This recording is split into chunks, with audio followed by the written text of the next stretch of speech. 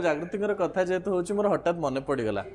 जागृति बह न करने पूर्व अनुभव महांती बुक सेरेमनी सरीबा परे मो इंटरव्यू को आसते आ से इंटरव्यू गोटे पार्ट बहुत भाइराल होता से पार्टी हूँ जे मुझे पचारि जे अनुभव कर झियारी आपण को कौन डाकती हाँ तो से रहीगले एक्सप्रेशन मु देखीदेवी एटा जिते वीडियो आसो से कहले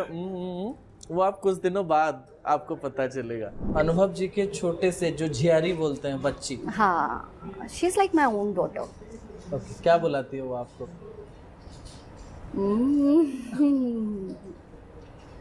आई थिंक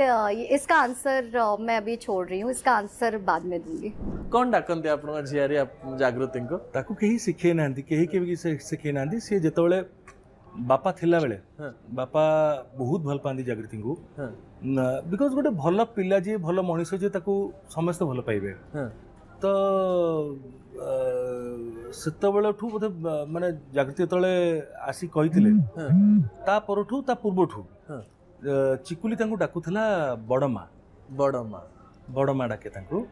आउ से दी जण जाक होचंदी माने बेस्ट फ्रेंड्स मते लागे